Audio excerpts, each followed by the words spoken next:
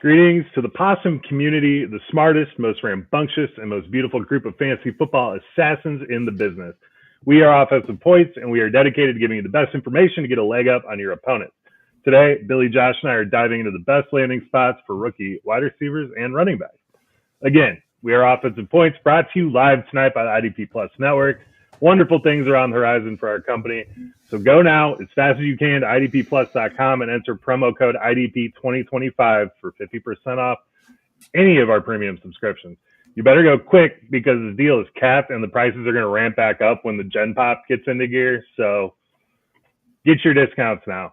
Go and download Fast Draft today to play IDP Best Ball Leagues this season. First-time depositor offer is a 100% first-time deposit match up to $50 with promo code PLUS. So if you deposit $50, you get $50. And the cool thing about Fast Draft is they do IDP leagues. So you'll find us in there. We're going to be posting some stuff about that later on, so go and do it. And then while you are at it, head over to the fantasyfootballexpo.com and purchase your tickets. And Josh will buy you a beer if you come say hi to us there. And Josh, since you weren't here last week, what is your favorite memory from the Fantasy Football Expo? First things first, I just want to go ahead and asterisk that I'll buy you a beer up to 17. We had that caveat. Number two, my favorite memory, honestly, I think it has to be, I made some memorable memories. Nice. 2 years ago, my last time going, but the first time we went, I think just going and seeing all just these fantasy stars all just hanging out, having a beer at the whatever pavilion for the bags tournament. The first time we got there, and just seeing like Andy Behrens and some of these other big name guys from the community. And it's just amazing to see. Like, I was just like, oh my God, these people are just real people. And, you know, you see all these people who, you know, have millions of followers and you think like, oh, I can't talk to them. No, really, you can. Like, they're all really cool.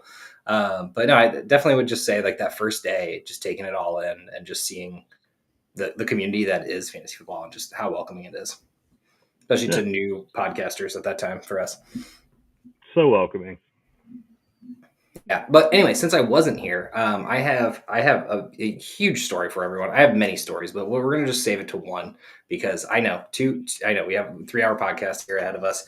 But no, so I kind of filled Joe in on this, but I was in California and I don't know, not a lot of people know about Russian River Valley unless you live in California. Huge brewery. They do a release every year. Our vacation somehow overlapped with this Pliny the Younger release. We tried to go with a baby. Somehow. Terrible idea. What? Somehow overlapped. No, it actually really didn't. My babysitter was on vacation, so we took a vacation. But anyway, so went there or whatever. And I mean, it's true. But secondly, we went there and we were trying to take the baby there. And they're like, it's going to be a 2.5-hour wait. We're like, okay, well, this baby's got to sleep. That's like a whole wake window for him. Not going to burn that. So me and Kristen twirled back and forth what we're going to do. And turned out I had to go by myself at 8 p.m., took an Uber. And instead of going to Russian River Valley Brewing, I went to Russian River Valley Winery, which was like 15 minutes away. The Uber driver was like so confused. I was so confused until I saw it. And then, you know, didn't have to pay extra, which was nice. Did lose my phone charger, but that's fine. But no, it was just an awesome experience. Got to hang out with a bunch of people and drink this limited release beer. Brought home a few of them. There's actually one on my shelf back there that I've already drinking. Great times. So just a shit show of a day to get in there. It was like one of my had to do on vacations, and it almost didn't happen so many times. Just happy that it did. I'm amazed he didn't charge you. Yeah, I would have charged your ass. 100% should have charged me and just dropped me off in the middle. Winery areas are like dead at nighttime because, you know, nobody goes to wineries at night. So it was just in the middle of the country in California, and the guy could have just been like, good luck, you know, but didn't, fortunately. He was a nice guy. Kind of feel bad, though, because I probably owed him another $15, $20 for that drive. But what can you do? I tipped him well. In California, I mean, that's, you know, decent price. It's like a $5 bill out there. It was like a $30 or $40 Uber, so it wasn't that great a price, but would have definitely charged more. So just happy. Anyone out there who's a Pliny the Younger or Pliny the Elder fan, you understand that story. Everyone else, sorry. Welcome back, Josh. Welcome back, Josh. I missed a bunch of tornadoes. Me and Joe had to, you know, weather the storms. Shelter in place. Were you guys doing the like over the head thing during the? No, we were golfing, dude. We actually went and played golf, which was funny, but Nice. it's all right. Joe and me got a birdie and eagle on the same hole. I'm not going to make you guess which is which on that one, but that was pretty fun. Got the birdie. No, it was a good time. But I'm glad to, it's good that you're back, Josh. I know that you took 2 weeks off paid vacation, which is insane for this company. I can't believe it. Thank you. Yeah. But our unlimited PTO policy is just wild when this is a To be fair, I would have been podcast back in the middle of the week. I would have been back last week if it weren't for the tornadoes. So, but I'm glad I didn't because I got to go spend another day on vacation. Okay. Yeah. Well, that's fair enough. Good. We survived. It was fun. All right. What we're going to do this week, we've already done this gimmick at one point in the off season back in January.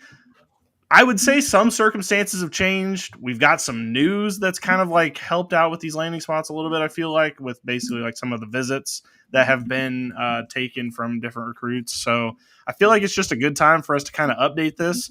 We are doing running backs and wide receivers both in the same podcast. So if you're like, I'm not listening to the running backs part of this, just jump to the second half. We're going to be talking about wide receivers in the second half. So without further ado, let's just get to it, boys. We have a lot to cover here, so we will just get started with that. Well, I'll just go ahead and start off with Arizona Cardinals and just say for running backs, I assume that's what we're starting with. Pete Eddy. It is. No. I'm sorry. James Conner and Trey Benson, like any running back that gets drafted here has no shot for the immediate future. You mean James Conner, the pillar of health, and Trey Benson, who hasn't done a goddamn thing in the NFL? Because he did do something. He was fine. He had one halfway decent game. And he didn't play. Well, I just don't think it's dead. I think it's like mid to question mark because like Really? On one hand, you're right. There is nothing's going to matter this season, but there is a bloated amount of running backs coming out.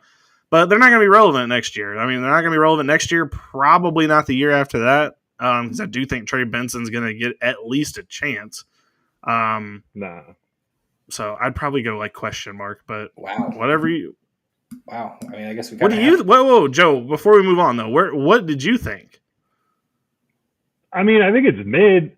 Reason being, if they draft, I mean, this class is deep as hell. I mean, if they're not going to take Travion Henderson.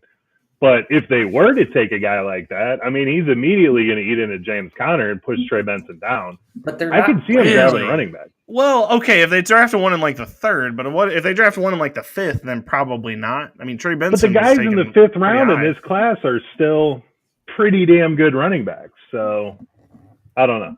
They took Benson in the third. It's not like they have a lot invested in him. I'm not saying he's bad. But whoever they take this year is probably going to be behind that third. Like that's what I'm saying or thinking out loud. But no, I don't think you're wrong. I just think there's a way if they do invest. And you could make that argument with any of the teams on this list because this running back class is so stacked. But I just don't think if someone goes there, they'd be dead right off. I'm already scared that you're going to make that case about every team. So I'm worried as well. Fair enough. I cannot wait.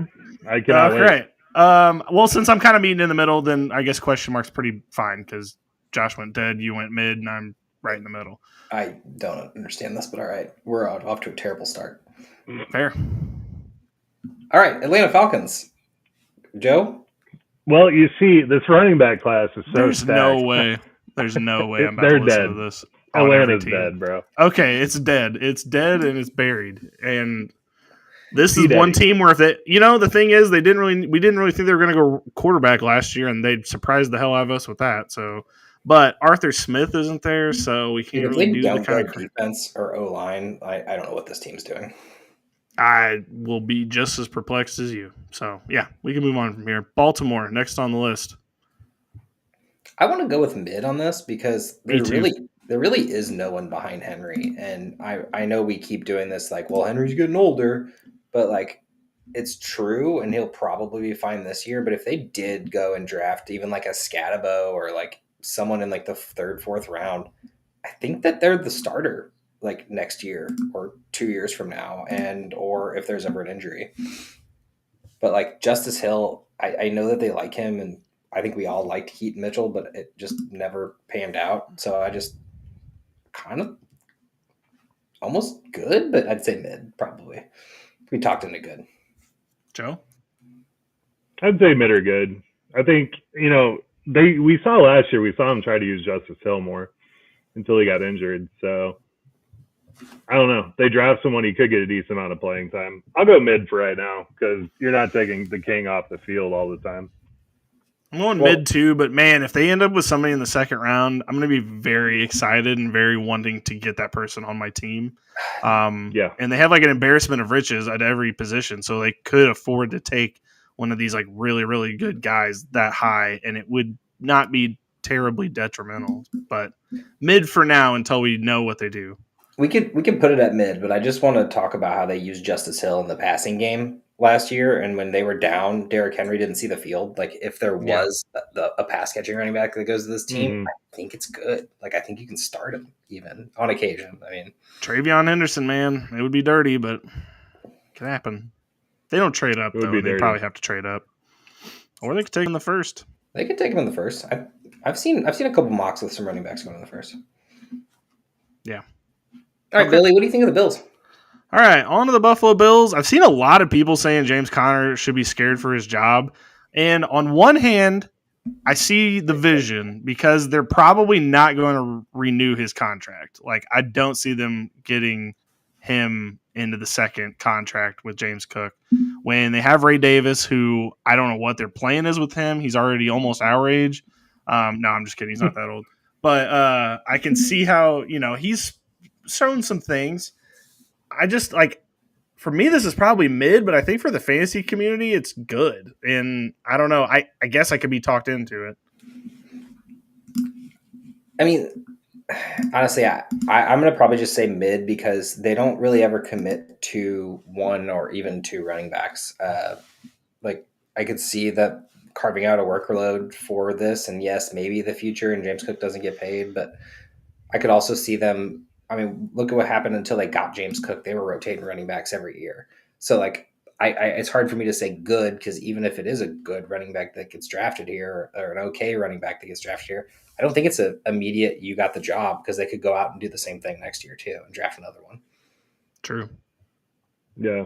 I mean, they basically told James Cook to fuck off. We're not paying you $15 million a year. So it does feel that way. They could draft a running back, but I also think that opens the door for them being like, all right, let's just run James Cook directly into the ground before we're done with him. Yeah. So I'd say mid. So maybe mid now, great next year, possibly. Could be, but I want to see the draft next year before I say great. Fair. I mean, yeah, fair enough. But I'm just saying, if they don't re-sign James Cook and they come out and say, hey, we're not giving him an extension, then whoever they do draft probably means they're great next year, not this year. This year, I definitely think they draft. This is a team that I think definitely drafts a running back. I just don't know where. Yeah, I'm just getting scared because as many players end up in the fifth round, a lot of these fifth round, sixth round, seventh round guys don't mean anything. And even though this is one of the more talented classes, it just does make me a tad nervous for them, for the guys. But we'll see what happens when that draft actually happens. I need to see LaQuint Allen wearing a Bills jersey. I will be so happy.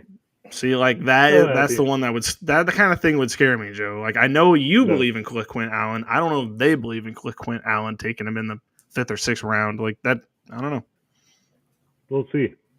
Okay, let's move on to the Panthers. Joe, Chuba there. They brought in I already forgot his name from the Cowboys. Rico Dowdle. They caught a Rico case down in Charlotte. What if, and they have Jonathan Brooks on IR. What happens if they draft Quinshon Judkins in the second round? I'm real high on Chuba Hubbard right now. I don't understand the Rico signing. I know they had to get a running back, but this is kind of the draft to do it. Maybe they think, hey, let's just sign Rico. But I don't think Rico is going to cut into Chuba's job. If they do draft the guy high, obviously that could change. But I would say absolute question mark because what the Panthers are doing at running back's wild. I mean, they had to sign someone after Jonathan Brooks, but if they believe in Brooks, do they really want to draft another guy high? I mean, I don't know. So, question mark. This is Pete Daddy for me. There's no future here if a running back gets drafted here. And yes, they could go and get Quinshon Judkins or even Genty technically, but they're not going to do that. They just did that on Brooks. The reason they got Dowdle was a stopgap to fill the Brooks role. It's Brooks and Chuba for the foreseeable future. Presumably Brooks is healthy, but if not, at that point, Rico has his chance to shine. It's like there's too many cooks in the kitchen already. They have enough holes to fix that they and on their team on both sides of the ball. So I just think this is P. Diddy just because if there was one that lands there, it's not. There's no clear cut role for the next 2 years. So I agree. Let's go, Dad. But it's the Panthers, man. If they do draft someone high, and also, can you just talk about like a running back on the Panthers other than Chuba Hubbard? Just doesn't work. It's true. No. All right, Joe. On to your Bears. This is a great landing spot because we know Ben Johnson fucking hates DeAndre Swift. So, oh yeah. So I mean, Roschon's. We'll see what happens with him. I do like Ian Wheeler. He's an undrafted guy. He's not going to do anything, but whatever running back they draft, and they are going to draft one probably in the second, is going to be fantastic. Joe, you love to pick up these random people that nobody's ever heard of, and Ian Wheeler. This person's going to be something someday. He's going to be. He had 2 touchdowns in a preseason game, Billy. He's obviously going to be. Oh my god! Hey, we all have our Jordan Matthewses. I get it. I've been there. We've done that. I want to go good with this because I think that everybody underestimates DeAndre Swift, and his play last year was phenomenal for what line and offense that they had. So I think it's good because whoever gets drafted here will be probably a top 3 running back and will be good in the future. But I just think it's going to be a split, ugly backfield. I don't think Swift gives up the backfield as easily. I mean, he's gone for damn near 1,000 yards the last 2 seasons and went from the best O-line to arguably the worst O-line and still had a pretty successful campaign. It wasn't his fault that the Bears were bad. I mean, honestly, he looked like he was trying to fight for every yard he could get as a little guy. But I think that they do get the running back of their future. I just think it's going to be a muddled backfield for a while. I can see it. I'm going with Joe. This is a great landing spot. If anyone can turn 2 good running backs into great running backs, it's Ben Johnson. He's already done it with the Lions, and now he's going to come do it with the Bears. It's going to be the Swift-Judkins twin ticket. Take both the guys, and you're going to be cooking this whole season. Hell yeah. Fair enough. I want it to work. I just think it's going to be more split than we think. I mean, that's fair. Benty's a bear. Gibbs and Montgomery split, and both of them very, very usable fantasy running backs. So yeah, but this isn't the Lions. Well, it's going to be. They're coached by the guy who built the Lions offense. So I think that they want to try to do that. I hope so. For Joseph. I'm done hoping. Yeah. I'll believe it when I see it. Yeah, you need to have like a seance where you like burn the Fields jersey or something. Just to try to. Oh, should I do that? We should do that. Cleanse the soul. Maybe draft night. Hell yeah. I got Jason Garden this weekend, man. Come on over. Fair enough. All right, on to the Cincinnati Bengals. Josh, are you a Chase Brown believer? No, I don't know why anyone is. It was by default last year for Chase Brown. This is a great landing spot, and they're going to go after a good running back. Zach Moss didn't work. The fill-ins, they realized their mistake of Joe Mixon watching him go off on the Texans. They are going to go get a new running back. Chase Brown will still have a role, and I think it'll be fine. But anyone who's thinking that Chase Brown RB1 thing, just go ahead and stop chasing that dream. I love Chase Brown. I couldn't disagree with you more. I know. Trust me, we had this conversation while we were doing this. Yeah. This is a question mark for me because I don't know. I mean, Zach Moss played like 70% of the snaps for the first 6 weeks. Gets hurt, then it's Chase Brown. Chase Brown looked electric and had a better stat metric than Joe Mixon ever had with the Bengals last year, if you look at his averages. So I love Chase Brown. I don't know what they're going to do with Zach Moss. And if there's any way that this team drafts anyone but defense, then someone needs to be fired. So they're 100% drafting a running back. They're all right. So Joe, here's what scares me for you. They hosted Ashton Genty. They've hosted Judkins. They've hosted Henderson. you don't host the three best running backs in the draft, or three of the best running backs in the draft, without thinking that I think might be taking a running back. I just don't believe that they would do that. They're not going to take. When two of them are next door to you, it makes it pretty easy. I think fair enough. should And if at it was least look at Ashton Genty.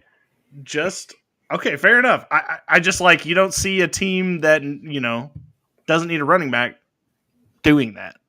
I think to Joe's credit here, I think everyone saw what the Eagles did last year with Saquon, and everyone realizes that if they have a shot at Genty, they need to swing at it because running backs like this only come around every 2-3 years. And if you have a shot to get them, which the Bengals arguably don't, but they could if they wanted to. Hendrickson's a draft day trade target that could be worked in for that Genty pick. I mean, it's possible. We've seen crazier things happen on draft day. But they are 100% drafting one of the top 5 running backs. I don't know if it's going to be top 5, but I do think they draft a running back. For me, this is just mid to good. Wow. Well, again, it depends who it is. If they somehow land Henderson, him with Burrow, that'd be fucking nasty.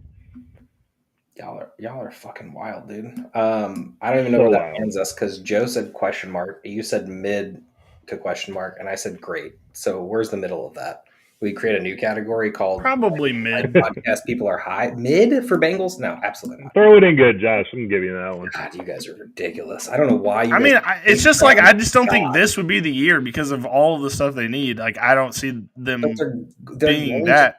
But I also wouldn't be surprised if they do it either. But like how many more resources can you give this offense? Like I just don't know why a running back why you would do it. Like at the same time though.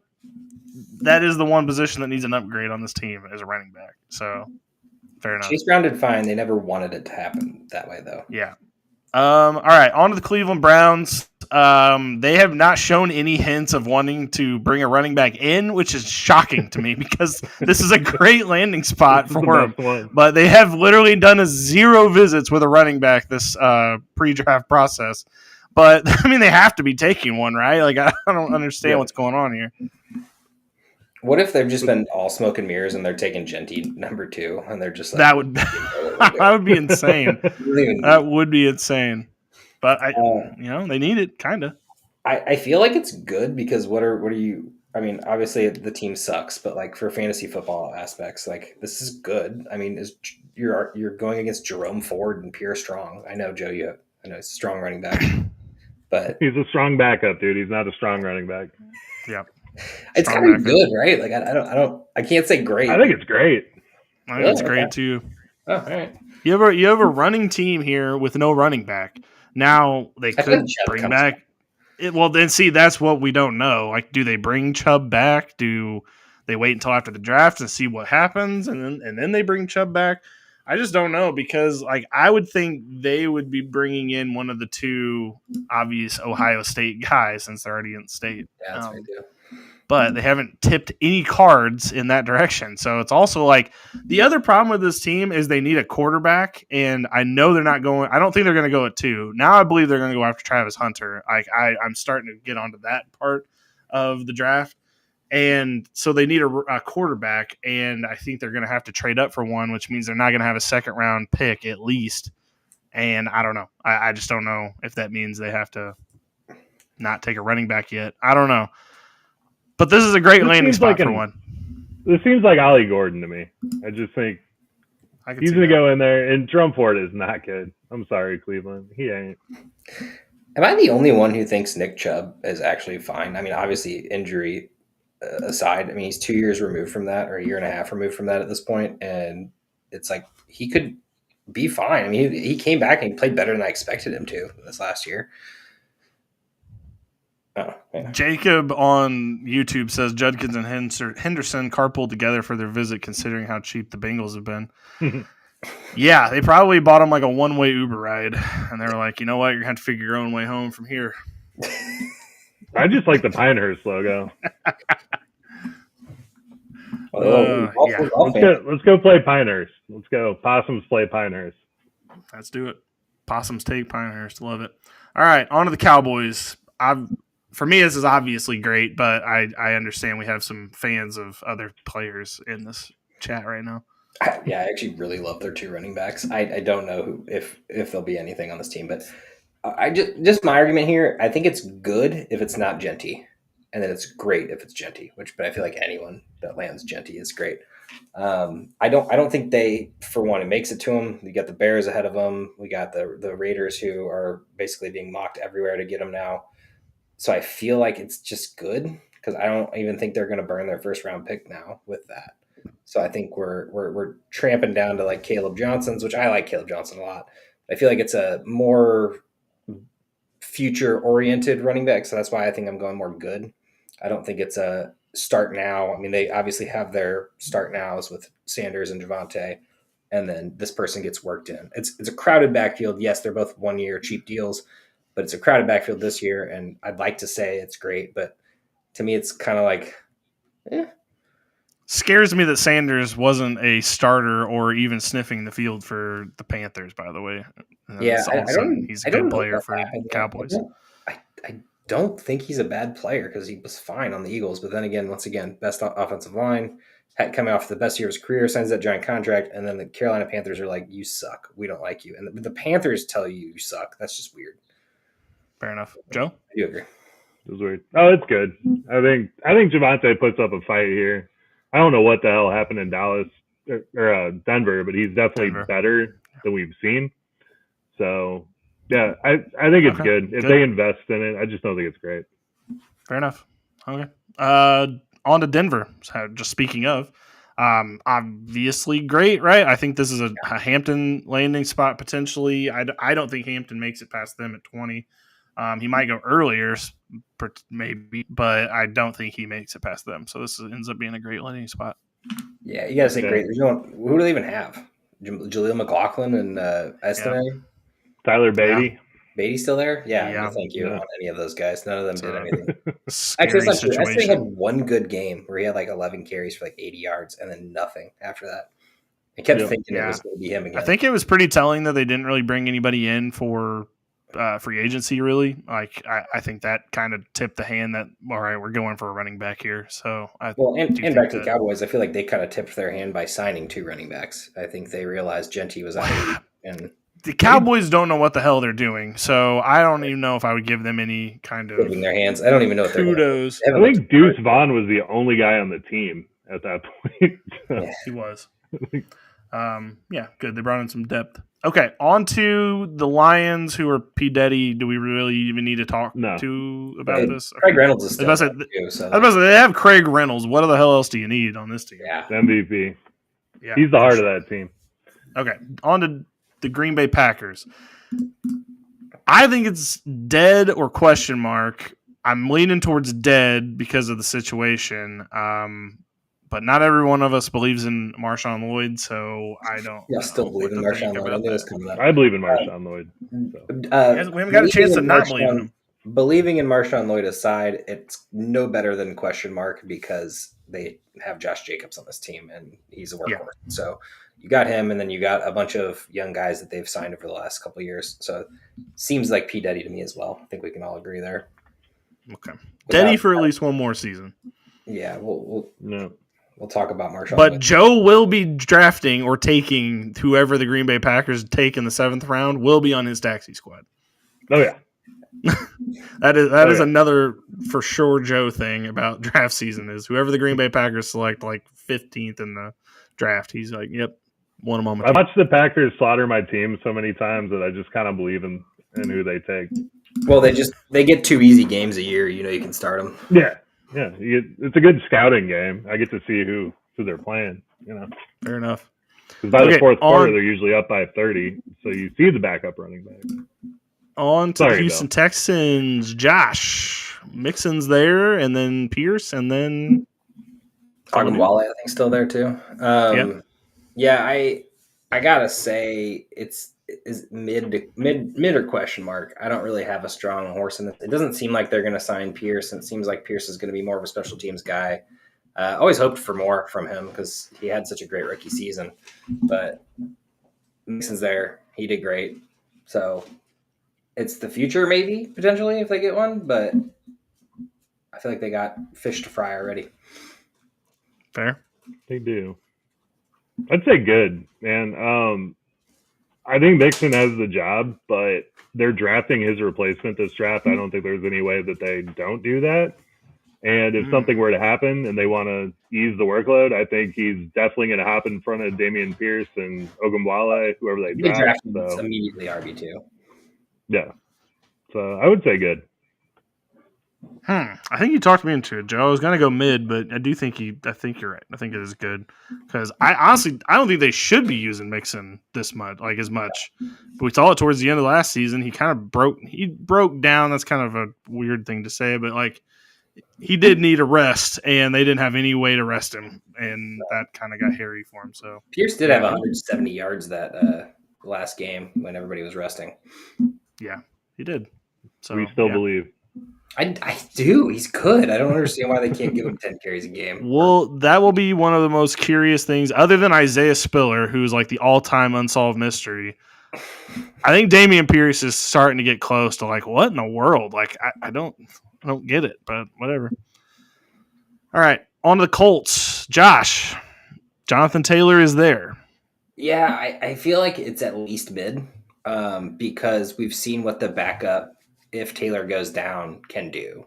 We saw the Zach Moss game or season 2 years ago. Last year wasn't much, but they got Khalil Herbert randomly in free agency, so I don't think that really means anything. Maybe that just means they won't be going after it, but I think it's mid. I mean, just because they have to run the ball, and if Jonathan Taylor does go down, I think it slots right in. There's no backup. There's no two to this backfield right now.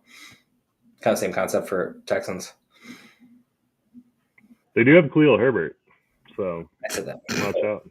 Not worried about that. It's mid. I agree with everything Josh said. Yep, I'm going mid too. It's you're not going to be excited about it because Jonathan Taylor's there, and if he's healthy, that's a 100% workload. It's a great pick for the team who has Taylor. But yeah, exactly. It's exactly that, for sure. Okay, on to the Jacksonville Jaguars, and I am firmly planting my flag in the question mark category here because I have no clue. On one hand, I could totally see them drafting a running back because they have an all-new random staff who's doing random stuff that make no sense. And I could totally see them just being like, you know what? We need a new guy in here, even though we have two perfectly good opportunities here. Let's just go and re-roll the dice. But on the other hand, they probably shouldn't. So I don't know because they need a lot of other help on this team. I hope they draft Trevor Etienne and just have both Etienne. We have to see TRE and TRA Etienne. And then don't play either of them. Yeah, and then big exactly. Well, I don't know. If you asked me this last year, I'd say dead. But honestly, I think I got to go with question mark as well. Just the way neither of them could do anything. It seems like there might be a running back drafted here, and it might be a late one, but I don't know. If they don't, it wouldn't surprise me, but I 100% think maybe. Joe, you insights higher or lower? And we saw what happened in Tampa Bay last year. So, I mean, literally anyone who is on the roster could get a shot. I do love Tank Bigsby this year. I'm a firm believer. But I could totally see Liam Cohen just drafting a running back and, kicking the can down the road for the rest of the team. So, question mark. Agreed. Yeah, it's a weird one. All right, on to the Kansas City Chiefs. I have no real convictions about this team. I would say Pacheco's probably got one more year to prove what he's doing because he was injured most of the season. But at the same time, they are just running out random people. So I do think it would make sense for them to add some guy that's not named Carson Steele to their team. So I'd probably go question mark to mid, but I could be talked into whatever. I'm going to go question mark because of the Mitchell and Hunt re-signing. It makes it seem like it's just going to be the most ugly backfield for a while. And it's I don't know if they got Ollie Gordon, if he would ever play. And if he did, would he be good or bad? Or would he get 6 carries a game or 20? Or does it have to be an injury? So I feel like it's just question mark at the moment. Don't know what they're doing with Pacheco. Obviously, Hunt's a 1-year rental, and Mitchell is a tryout for the future. So I feel like it's kind of ugly right now. Ugly. Ugly. I want to say it's good, but it's question mark. I would love to see. I thought that's what they were going to do until Mitchell got signed, and then the Hunt re-signing did move the needle for me, but the Mitchell signing did, and then the combination of the two. I love the Mitchell signing. He can stay healthy. He has a real shot at taking the job from Pacheco, but I love Pacheco and Mitchell as the 1-2, man. I mean, they're two completely different running backs, and that can be really fun for the Chiefs. But yeah. By the way, I'm back to not hating the Chiefs anymore now that the Eagles beat them. I hated them last year a lot. This is like the big brother syndrome or something. Like you're just like, so adorable. Was always a Chiefs fan up until they beat us in the Super Bowl, and then I started catching on to the riggedness of the NFL, and then I guess the rig went the other way. Wow, you're gonna say that the NFL's not rigged next season now because of the Super Bowl? If it's still rigged, they helped our team out. So at this point, I'm happy with it. I don't care anymore. Wow, I'm proud of you, Josh. That's real growth right there. All right, on to the LA Chargers. Great for me. Great. Good. Yeah. It was great before they brought in Najee, but it's good. Yeah, there's no one else on that. I was actually leaning mid, but I guess that would put it at good anyway. And the reason I was thinking mid is I think Najee has this job, and I think they're going to fall in love with him. I think he's going to have his best season ever because I think Carvon knows how to use a running back. The Steelers were always in this weird in between of can't really be a full team because we don't have this or we don't have that. The Chargers have a pretty good team around it, and I think with a big running back like this, obviously staying healthy, which has been Najee's strong suit, I think he has his best season. So I'll explain my great. It's only because like Najee's going to get his. I am not worried about that. He's going to be a solid running back. I just think whoever the second piece is still going to get a nice chunk of work. And it's going to be enough, I think, at times, and maybe towards the end of the season when they're fully integrated, to where like that person's getting flex numbers week in and week out, and it's a usable piece on the team. Not that it will take away from Najee necessarily, because I think he's going to be eaten. I think this team wants to be a run first and then pass down, like just some passes. And I think they don't want to use Ladd McConkey as much as they had to use him last year, so they go out and get like a Travion Henderson type guy, not him necessarily, but somebody like that, who can come in and help with the passing game work. Maybe you run both running backs at the same time, even like on some plays. I don't know. I think there's a room here for a flex player that makes it great for me because I'm like, okay, I'll pick them up and probably use them. Yeah, I just feel like, while I agree with some of the things you said, I feel like great to me is 15 to 20 points a game, and I don't see this person getting 15 to 20 points a game. I've said more of an 8 to 10 type of guy. So that's where I would put good in, 8 to 10, weird split backfield. Like the top three right now, Browns, Broncos, Bears, I didn't agree with, but all have the chance to be like the elite running backs right now. And for the Chargers, I just see Najee as the number one, and this is RB2, which is fine. It's good. I just kind of see it as the same thing as the Texans, right? I mean, you're probably, if you're drafting someone, it's going to be the Najee replacement because you only give him a 1-year deal. So it's a really high value handcuff, I think. But I see what you're saying, Billy. I don't hate it, but I agree that great is like 20 points a game. Yeah, you're probably right about that. I was thinking like landing spot wise. I mean, it could be. If Travion goes there, I would bump it up to great because that is the perfect piece that they need. It's going to depend on who it is. It could be that guy who just like does better than Najee, and then it's his job, and Najee's gone after the year. You know what I mean? So there is that. Yeah. I think good has to be there, and I think that's the perfect landing spot for it. Fair enough. Okay, let's roll on. This one's a pretty controversial one, so we might need a minute. The LA Rams. Look, for us, I think we all can agree this is Kyron's world and we're all just living in it, and it's probably taking a backup. But the fantasy football world is already shipping Kyron out and saying that you need to get rid of him now because it's over.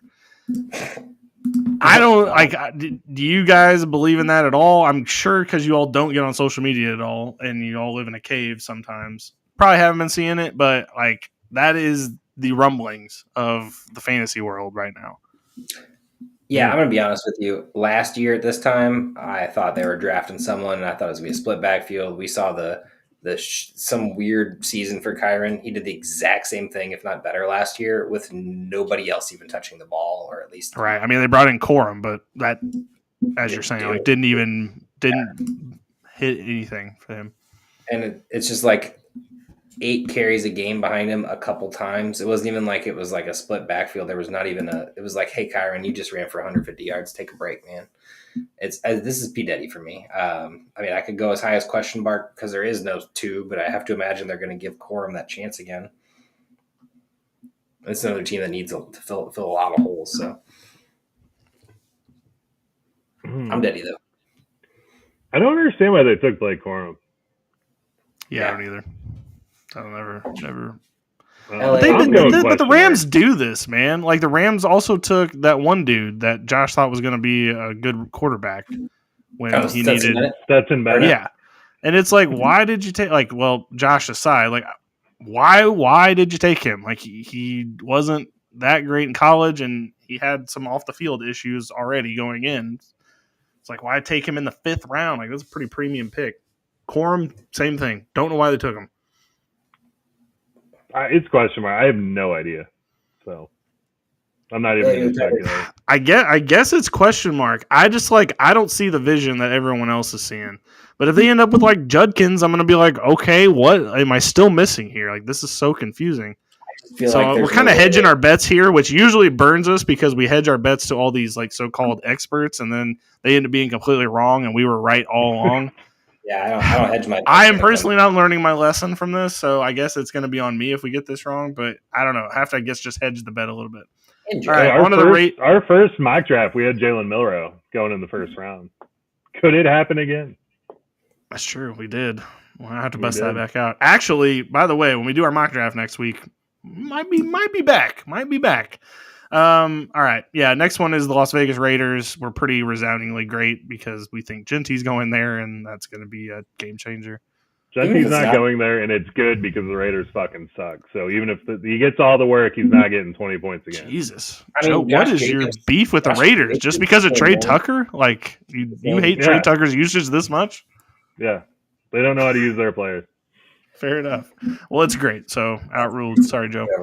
All right, on to the Dolphins. P. Diddy right here for me. There's too many running backs on this team as it is. They really don't need another one, but they could, I guess, because they don't learn their lesson. I feel like they will, and I agree it's P. Diddy because they didn't even use Jalen Wright last year. I swear they better not take one of the good ones. You hear me, Mike McDaniel? Don't do it. Is there a super fast running back? Because that's the only one they're going to grab. Not really on the same level, but yeah. They're going to take Tootin. Watch. It'll happen. See, don't talk like that. All right, on to the Minnesota Vikings, which when we did this the first time, we were like, man, this is a primo great spot. Now they have completely effed that up for me. I think it's mid to question mark now because they're clearly not taking a running back in this draft, or at least not one that matters to me. I think they could totally take a running back. I think anyone can grab a running back. They dropped a second-round pick on that dude from Jordan the 49ers. Yeah, you don't drop a second-round pick if we're going to take a running back that matters on this team.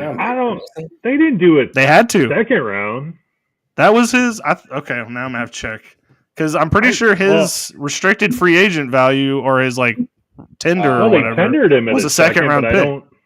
I don't think they ended up giving him a second. I think they tendered it at a second. Now we're looking. All right. Well, regardless, you all can keep talking. I'm going to put this as question mark just because they did go out and get Mason and kept Aaron Jones. So it's like Mason could be the future here. Aaron Jones is obviously the stopgap, or I say stopgap as if he hasn't been on the team yet. But Aaron Jones is still good. Fumbled a lot, sure, but Jordan Mason's there too. And they got Ty Chandler behind it. I know that's not a great option when it comes to running backs. I just don't see them getting whoever this is, a late 5th round running back, in on the field very often. So it's definitely a question mark for me. So it was a 6th rounder and a pick swap for 160. So I guess, it'd be like a 4th round pick or something. No. I just think with Aaron Jones' hamstrings and Jordan Mason, he got hurt in the middle of the year a couple times, a couple different injuries. So I would say mid, but I'll go questioning mark if you guys want. Whatever Josh picked. I was debating. Okay, on to the Patriots. I think we all love and respect Ramondre as a person. Mhm. I don't think the Patriots feel the same way. So for me, this is a good landing spot for a running back. It is a very good Yeah. running spot. Last year was probably the one year that they didn't draft a running back since Stevenson, or they got Gibson, but Yeah. Gibson wasn't given the full workload. They only got 3 running backs on the roster. They have to be going to get one. I have to at least say good. It's good. Again, I think we all love and respect Ramondre, but it's might be time. Definitely not a first round running back. Well, obviously because they have What scared everyone, I think, the most is that whenever they got down in a football game, he did not see the field again, and that is frightening for a team that probably is not going to be super good this year. So yeah, sorry, sorry, Ramondre. We love and respect you. Anyway, all right, on to the Saints. 41-year-old, not 41. Jesus Christ, 31-year-old Alvin Kamara. That is his number. He might be 29. I might just be completely messed up.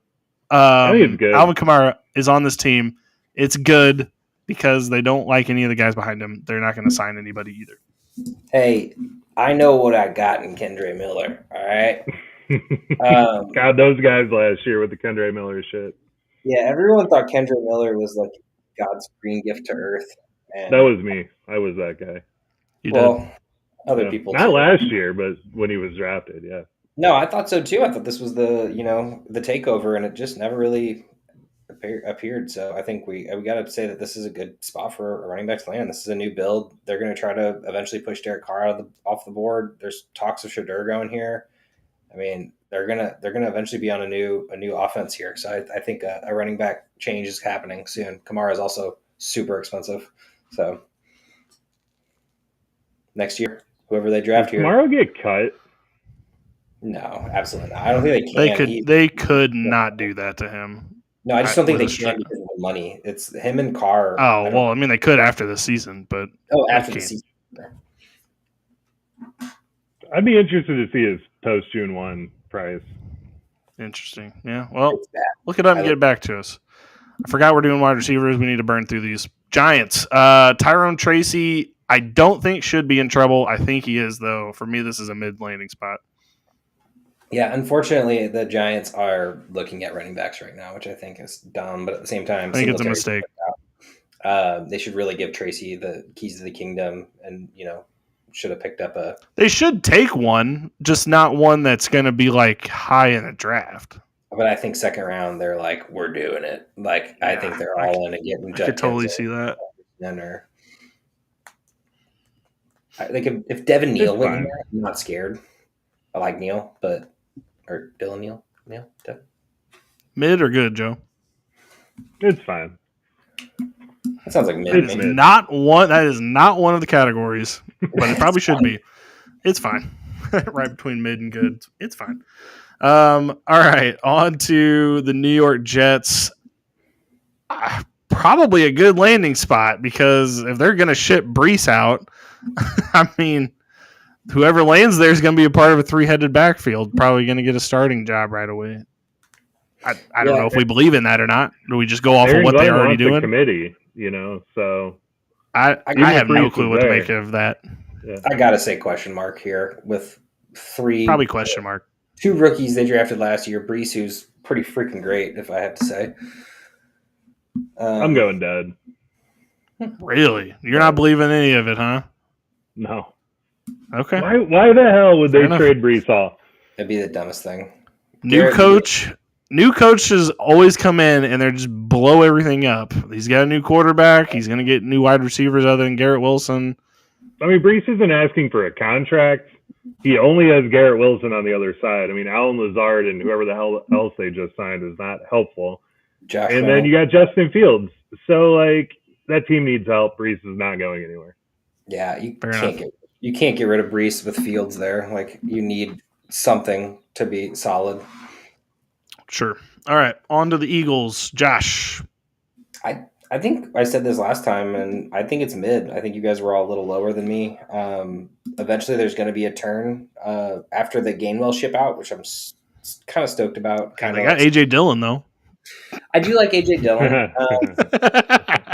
It's not. I don't think that's a future. I mean, it's possible that he ends up being good, but like, They're not going to draft the guy of the future though. That's the problem with this for me is that they're not going to go draft the player of the future right now. Like it's just there's no sense to do that. So I don't count anyone undraftable when Howie Roseman is the GM. I mean, he'll probably take Trevor Etienne because he played at Georgia, but other than that, like there's really nobody else on this they would take. I still think it's mid because I think the succession line is in place here. We always keep our rookie running backs. I say our, like I'm the GM. The Eagles always keep their rookie running backs for the entirety of their deal when they're decent. So we don't really have a third right now. Like there is no one as the third other than Will Shipley, and he kind of plays more as a fullback. And I like Will Shipley and I want him to be good, but I could see them doing it. And I feel like if it happens and if they get the right one, could be the future of the Eagles. And if God forbid something did happen to Saquon, I don't think they just trust AJ Dillon to run all the plays. So fair enough. Yeah. I don't know. It's mid. I actually really like Will Shipley, but the thing is with Saquon, I mean, he is a little bit older. I'm not going to say he's old, but if he were to get injured, which we've seen in the past, AJ Dillon and Will Shipley are not holding anybody off from that job. So I would go mid because that would be a very high value handcuff. Fair enough. I guess I'll go mid too. I don't know. I mean, the best offensive line in the game, if this person's good and ends up with the job in the future, I feel like it's hard to say anything less than mid. I guess the Eagles do have like an embarrassment of riches, so like they could draft one, and it's like, what does it even matter? But I do think they like Will Shipley. Even they have like 4 fifth-round picks right now, and that just sounds like a random running back taking somebody. Yeah. Yeah. Okay. On to the Steelers. They have a whole lot of nothing there. Jaylen Warren, Kenneth Gainwell, I ain't holding anything off, so great it is. Great it is. Again, this is another one where like Omarion Hampton is not making it past them, like kind of situation where like if it makes it past them, I guess it's going to the Broncos, but this is a good spot to land. All right, on to the Seahawks. I personally think it's dead, at least for this season, but I don't know if you all feel the same or not. Dead for this season. Yeah, I was gonna say question mark, but honestly, like they'll get rid of Kenny McIntosh, dude. He's a stud. I just don't see this. This is not what they need with this new team that they got going on. They got to build you and Kenny McIntosh, Joe. I just can't believe it. All right, on to San Francisco, which suddenly doesn't seem like such a terrible landing spot. I mean, CMC's there, but other than Isaac Guerendo, seems like they could definitely add another guy here. I'm not sold on Guerendo. Like I don't. We saw some good stuff from him. I know that whole team pretty much fell apart, but we never saw Jordan Mason, McKinnon, all the other running backs that they've had in the past where they just have like 5 or 6 great games whenever CMC's out or pre-CMC. Like I never saw it, and you know that the 49ers are drafting a running back at this point when they shipped out 2 of potential starting running backs if McCaffrey wasn't there. So I think it's at least mid, if not arguably good with the whole... Probably mid just for the fact that at any point this person could take over and be an RB1 potentially. Yeah, I think it's mid because last year they had 3 guys. Well, I mean, CMC had 1 good game. Or no, he didn't even play. But they always have someone that comes out, like you said, and puts up 5 good games and wins you a bunch of games. McCaffrey played, dude. At the very least in Dynasty, you take this guy and he's going to get flipped to the Vikings for a 4th-round pick. So, I mean, at the very least... You can end up having something like that. Shanahan's really good at drafting running backs. It's going to be someone I've never heard of, and I'm going to be like, wow, I need to get this guy on my team now. Yeah, I'm sure they're going to end up with Scatabo for reasons that remain nameless. All right, on to the Buccaneers. Deddy. I don't think they need to be taking another running back. Yeah, their full running back stable's back, and I don't see. I like, and the crazy thing is, I like all these guys, and I think all of these guys like being there. So, like, it's not even, I don't think any of them's going to go away. So, dead zone. All right. Titans. They have the most mid two-headed backfield of all time. Bringing in a new quarterback, I definitely think this is a running back spot. Probably good if they take one high enough, that is. I'm putting mid. I understand Spears and Pollard are okay and fine, but I also don't think it was Spears or Pollard's fault that this team was bad. I think this is actually just a really good duo. Although I like Pollard. I like both of them, honestly. Spears has his explosive moments. I just feel like there's no way you're ramping up. The best thing that happens is one of those guys gets injured, and then you're the RB2. And currently, I don't know what the contracts look like, but they definitely got Spears for the next couple of years and Pollard for probably another year after this. So it's like there's no real road for this person to get a role. I think this is a year or two from now they draft a running back. They have Julius Chestnut. Okay. It's my attempt to say his name in every pod that we do, so I would say question mark. I throw that out. want to say dead because it could work. I do think it's a running back landing spot, though. I do too. I go mid. You go right in the middle. I think that they draft a guy, and that guy could take over either one of these guys at some point in time. Whichever one's not performing, this other person could come in and be better than them right away. Just saying. Yeah. Mid? Yep, it is. I like mid. All right, on to Washington. Personally, I think this is a question mark. Joe, you might fight for it to be a little higher than that, but interested. This is a great landing spot, bro. You great? You're okay. This wow. is great. Okay, Brian Robinson I feel like every time I talk to you, it gets season. higher. Yeah. Brian Robinson never plays a full season. Austin Eckler's fine. At this stage, he's not what he should be. They're going to draft a young guy to go with Jaden Daniels and just be an absolute hammer for that offense. And a guy that stays healthy, point and foremost. So I love great. I think it's a fantastic landing spot. All right, so Billy, you said dead, and Joe, you said great?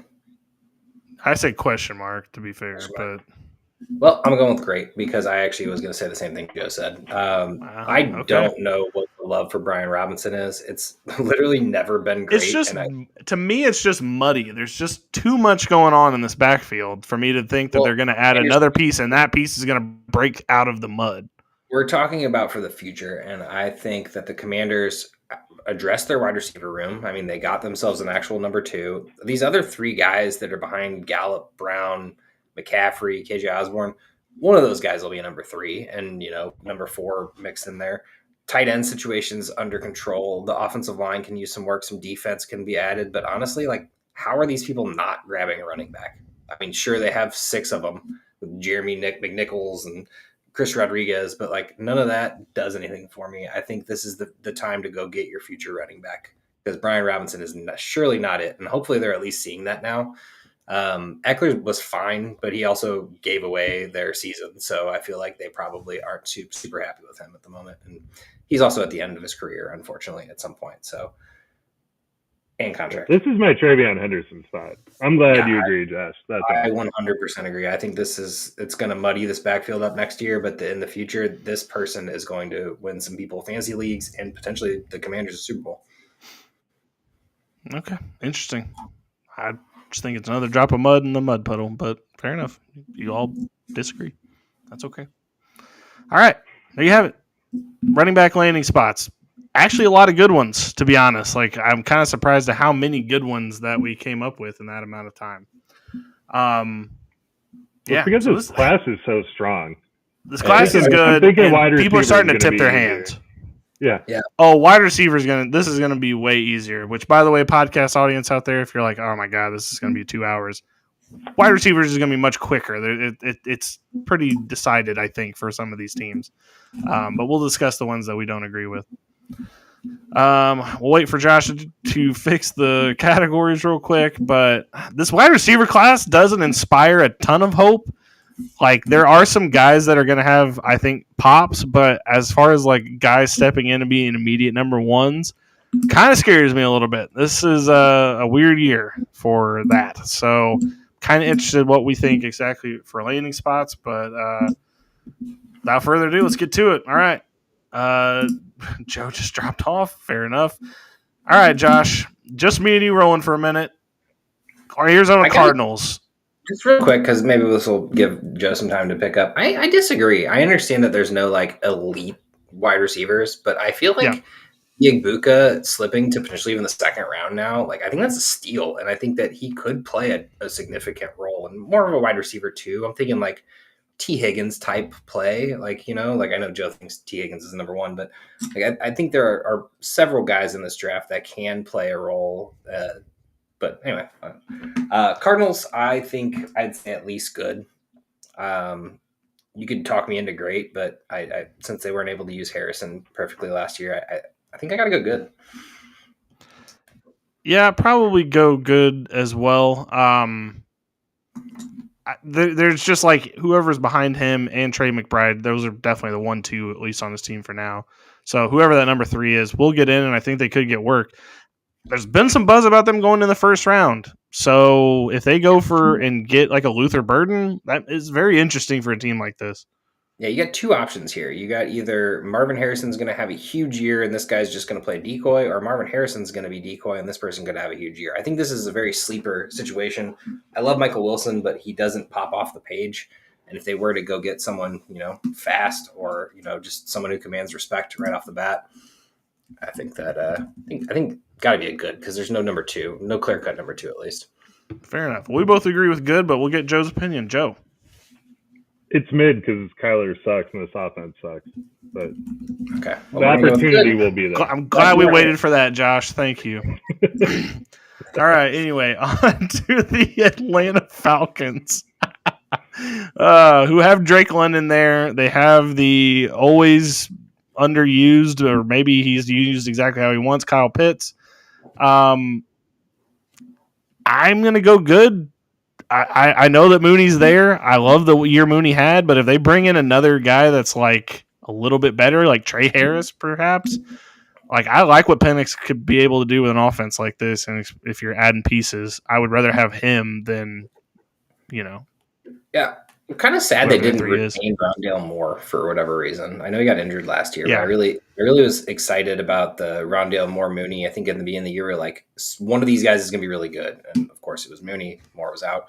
The Ray McLeod is the 3 thing. Like, that's super cool. And he did actually have a pretty good year, but I think it's more of anyone could have done that because he's the 3rd guy out there. No offense to Ray. Yeah. I think it's mid just because I don't know what Penix is. Like, I don't know if, like, Cousins struggled last year to throw the ball on this team. Penix had very limited opportunities to do so. So I just don't know exactly where I land on this. I guess I'm going to go with mid. The players like Penix, at least from the quotes I've been reading. Yeah, but that doesn't mean he's good. Fair enough. Yeah. I love your Trey Harris landing spot for this, but yeah. Yeah, I mean, Ray McLeod was fine. They still got Kadero Hodge. They drafted Casey Washington, who had some juice coming out. We'll see if anything happens this year. I don't see them drafting a wide receiver here because that defense needs a ton of help. But if they did invest in someone, I would say it's a good spot. Okay, I'm down with good. I honestly don't really know where I land on that. Fair enough. All right, the Baltimore Ravens, the graveyard, as some people. They don't even use who they have, so I would probably go.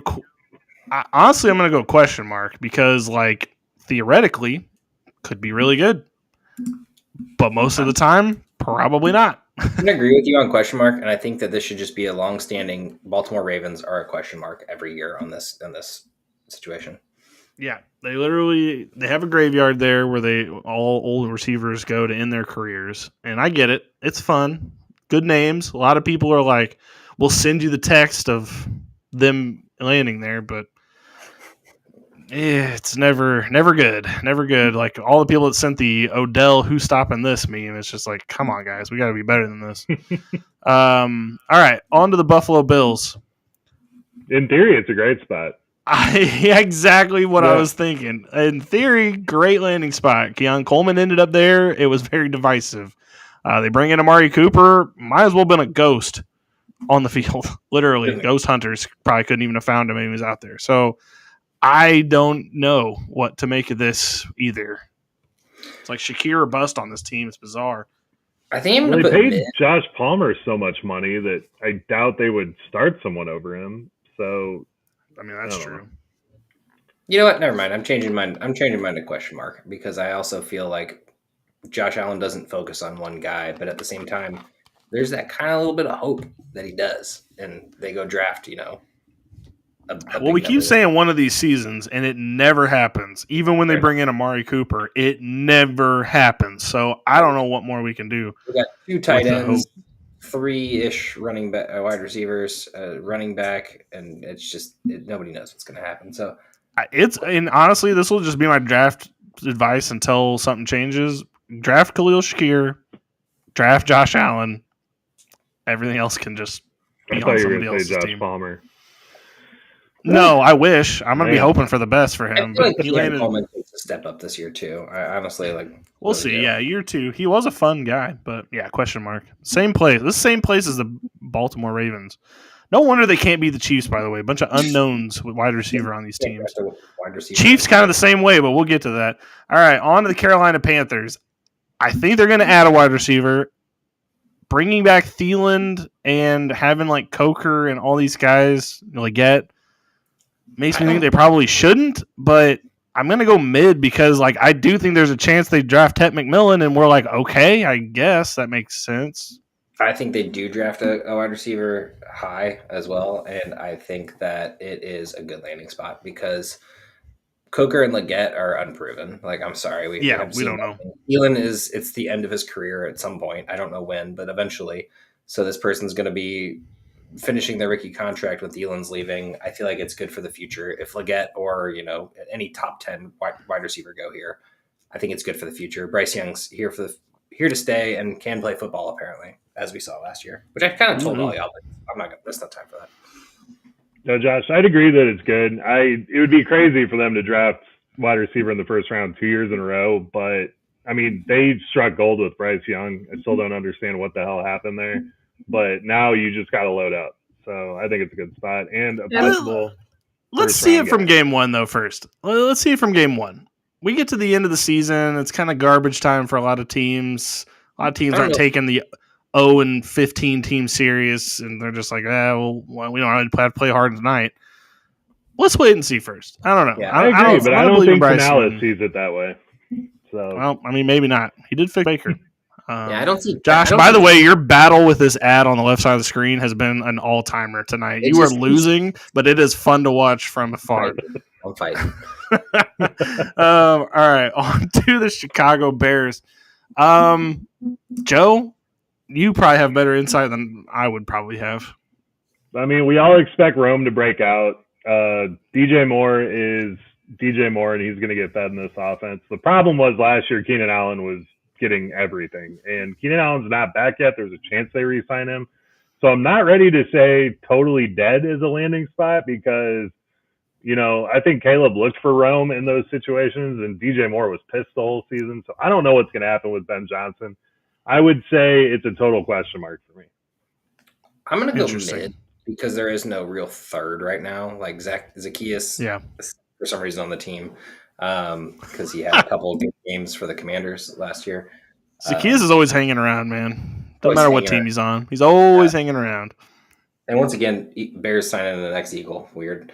I got to go with mid because honestly, like, we don't know what's going to happen. Is DJ Moore going to get mad and pissed off and leave the team eventually? Is Adunze the real deal? Like, we don't know yet. I'm sorry, Joe. I'm not trying to say he's not going to be. No, I agree with you. You don't know yet. Like, and this you should try to trade for Adunze right now in fantasy. He might as well be fucking Justin Jefferson. Dude, for real. So, the people are treating him like impossible. He is Justin Jefferson right now. And I'm like, he has done absolutely nothing. I'm not sold yet. But I hope so. But yeah, I just feel like there's still options here. And who knows who Caleb's going to cling to. Maybe it is. Maybe they do go get a speedster out there. So we still believe in so mid it is. God, Tyler Scott. Okay.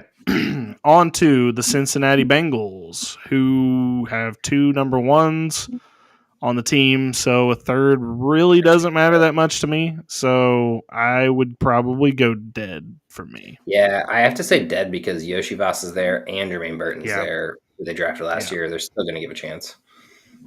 And Gesicki, they brought him back, so that's also true. He's not a wide receiver.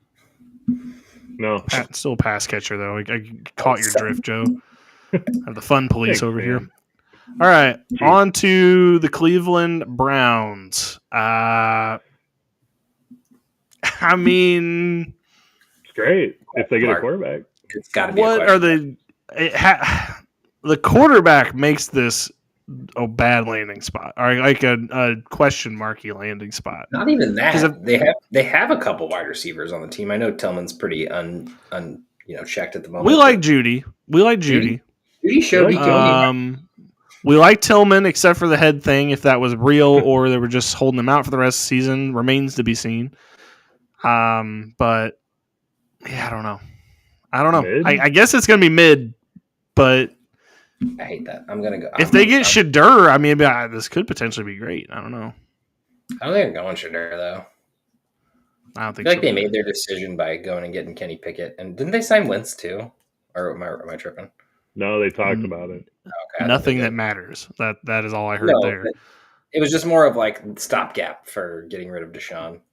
Fair enough. All right, on to the Dallas Cowboys. They have Lamb and they have zero other things on the team. So yes, this would be a great landing spot. Great. It's never going to be Tolbert. Like, sorry, everyone out there, Tolbert. If you're listening to this, South Alabama legend, it's never going to happen as the number one. He's on one of my or teams two. now, so it is going to happen. Okay, well, we can keep waiting for that. Yeah, Cowboys need a lot of help, and I don't really know how they. The thing is, they have so much they need to address on this team. I don't even know when a wide receiver is going to fit into the equation here, but not. Some people have them drafting Golden in the first round, and if they do that, then I guess we nailed it. On to the Denver Broncos. All right, you guys are gonna be mad at me here, but I think this is a great landing spot. Sutton's already been rumored to be traded to the Broncos or to the Cowboys, actually, which is ironic.